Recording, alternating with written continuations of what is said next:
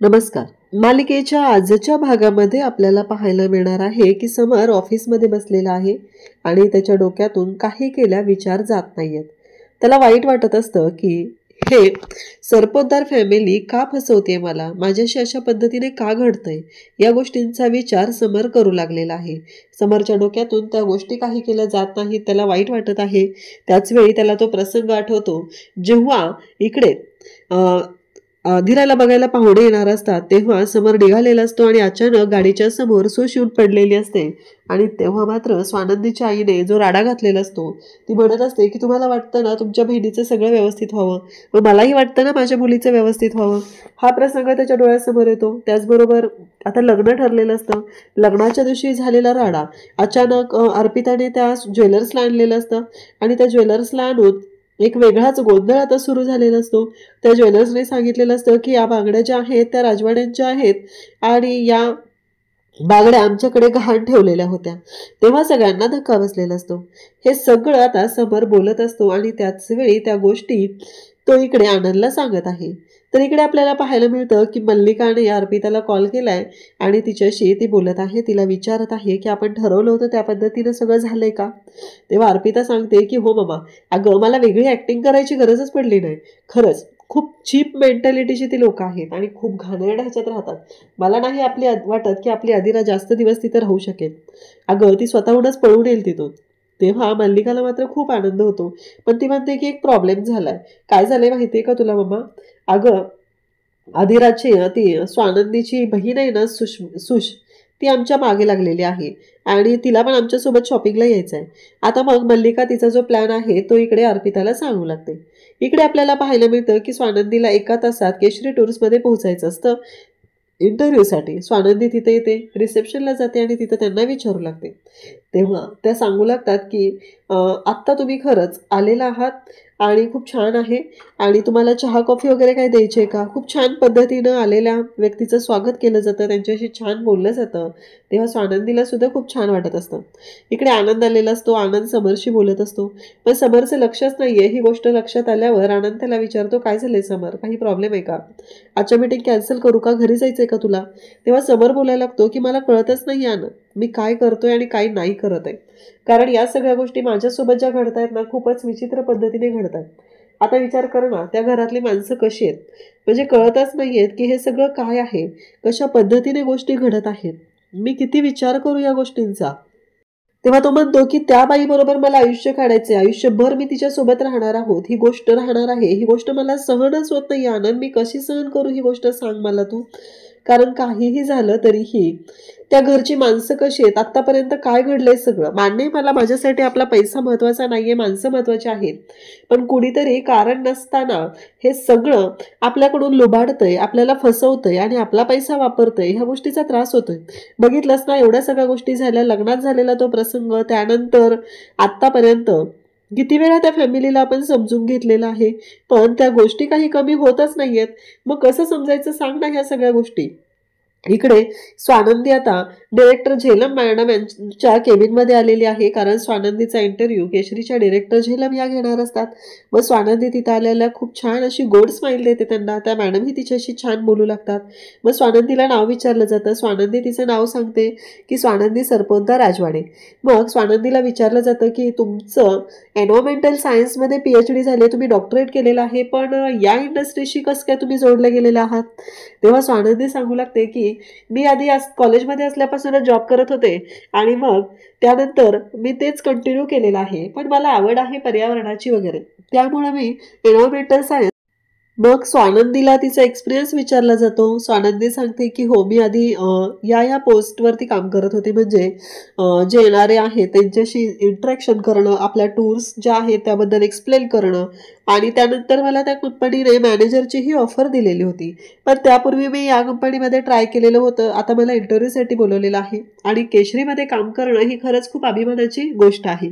इकडे आनंद समरला समजावत असतो. तो म्हणत असतो की लग्न झालंय, अरे तुम्ही दोघं एकसारखे असू शकत नाहीये, कारण आनंद आता इकडे समरला समजावत असतो की अरे मान्य आहे मला पैशाच्या बाबतीत इन्सिक्युअर असणं, ह्या गोष्टी होणं स्वाभाविक आहे, परंतु एक गोष्ट तू लक्षात घे ना समर, अरे ती वेगळ्या बॅकग्राऊंडमध्ये आहे, तू वेगळ्या बॅकग्राऊंडमध्ये आहे.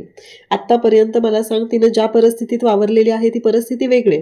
प्रत्येक वेळेस तू तिच्यावरती अशा पद्धतीने अविश्वास नको दाखवू ना. कधीतरी तिच्यावरती विश्वास ठेवून बघ, काही चांगल्या गोष्टीही तुला समजतील आणि तुझ्या लक्षात येईल असं तो सांगत आहे. तुला माहिती आहे का, तुला ना मी एकदा ठेल्यावरची पाणीपुरीच खाऊ घालणार आहे आणि हे जे सॅनिटर वापरणं आहे ना, सॅनिटायझर, ते बंद करून टाक. ह्या सॅनिटायझर वापरण्यामुळे तर ह्या सगळ्या गोष्टी घडत आहेत. तुला असं वाटत नाहीये, पण खरं तर त्याच्यामुळे तुझा स्वभाव हा ना संशयास्पद झालेला आहे, एवढं लक्षात ठेव, असं म्हणत आता इकडे आनंद समरला समजावत असतो. परंतु समर मात्र हट्टाला पेटलेला असतो. तो काही केलं ऐकायला तयार नसतो. त्याचं एकच म्हणणं आहे की नाही, काहीही झालं तरीही मी आता अजिबात ऐकणार नाहीये, माझं ठरलेलं आहे आणि त्या बाईसोबत राहणं मला खरं तर अवघड जातंय, हे वारंवार समर आनंदला सांगत आहे. इकडे स्वानंदीला विचारलं जातं की तुमचा मोटिव्ह काय आहे, म्हणजे तुम्ही इथं जर कामाला लागला, म्हणजे इथला जर तुम्हाला जॉब मिळाला तर काय, कारण एज्युकेशन बॅकग्राऊंड वगैरे तुमचं मला समजलेलं आहे. तेव्हा स्वानंदी म्हणत असते की हे बघा, मला ना ह्या ज्या टूर्स आहेत त्या लोकांना पटवून दिल्या पाहिजेत, कारण लोकांना कुठंतरी 4 दिवस आपल्या रोजच्या डेली रुटीनमधून छान असा वेळ घालवायचा असतो, त्यासाठी त्यांना बाहेर पडायचं असतं. तर त्यांची आपण वैयक्तिक काळजी घेतली पाहिजे. त्यांना काय हवं नको ते, त्यांच्या मेडिकल टर्म्स कंडिशन काय आहेत, त्यांना कशा पद्धतीचं एन्व्हायरमेंट आवडतं, ह्या सगळ्या त्यांच्या आवडीनिवडी जपून त्यांच्यासाठी टूर प्लॅन करणं असं मला योग्य वाटतं. आणि मग स्वानंदी तिची जी प्लॅनिंग स्ट्रॅटेजी जे काही सांगत असती त्याच्यामुळं खरं तर त्या मॅडम तिच्यावरती इम्प्रेस झालेल्या असतात. त्यांना तिचं बोलणं वागणं खूप आवडलेलं असतं आणि त्या खूप खुश असतात, त्यांना तिचं वागणं पटत असतं. ती ज्या पद्धतीने हे सगळं सांगत असते ते मात्र त्यांना आवडलेलं असतं. मग स्वानंदी आता इंटरव्ह्यू देते आणि बाहेर येते. बाहेर येऊन ती बाबांना कॉल करते. जेव्हा आता स्वानंदीने बाबांना कॉल केलेला आहे तेव्हा बाबा म्हणतात कसं झालं इंटरव्ह्यू, स्वानंदी सांगतच असते. तेव्हा बाबा म्हणतात तुझ्या आवाजावरूनच कळतंय मला, तुला इंटरव्ह्यू ना छानच गेलेला असणार आहे. आणि बाबा खुश असतात. स्वानंदीला म्हणतात की मी पण बँकेमध्ये आहे, माझंही काम झालेलं आहे, आता निघतच आहे इथून. स्वानंदीच्या या बोलण्याने खरं तर बाबांनाही खूप छान वाटलेलं असतं. स्वानंदीचा इंटरव्ह्यू छान झालेला आहे आणि तिची जी लाईफमधली अचिव्हमेंट आहे तिला मिळत आहे, हे सगळं तिला छान, तिच्याबद्दल बाबांना छान वाटत असतं.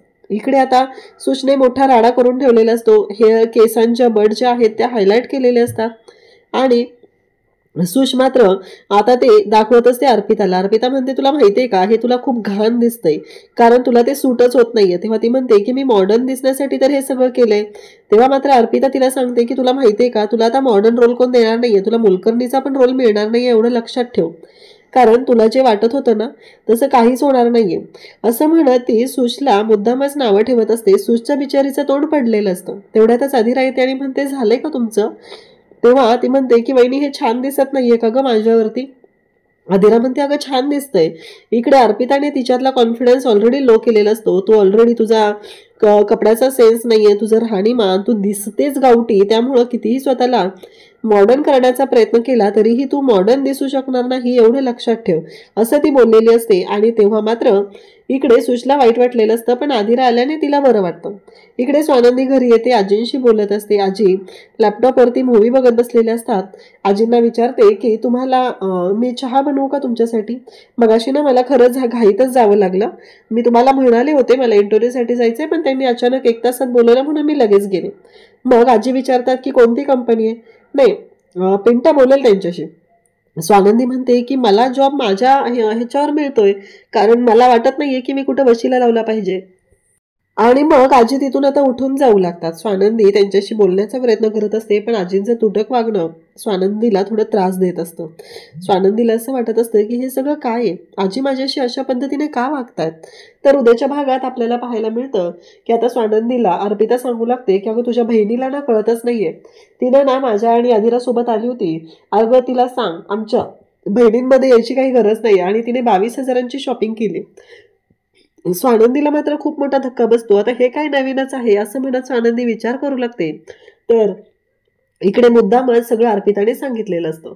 आता स्वानंदी रूममध्ये आलेली आहे, ती गुलाबजामुन खात आहे आणि समर तिथे बसलेलं असतो ब्लँकेट पांघरून. तेव्हा समर म्हणतो की काय आहे हे. स्वानंदी म्हणते माझ्याकडे असं बघू नका, माझ्या पोटात दुखेल. खरं तर समरला पण गुलाबजामुन हवे आहेत.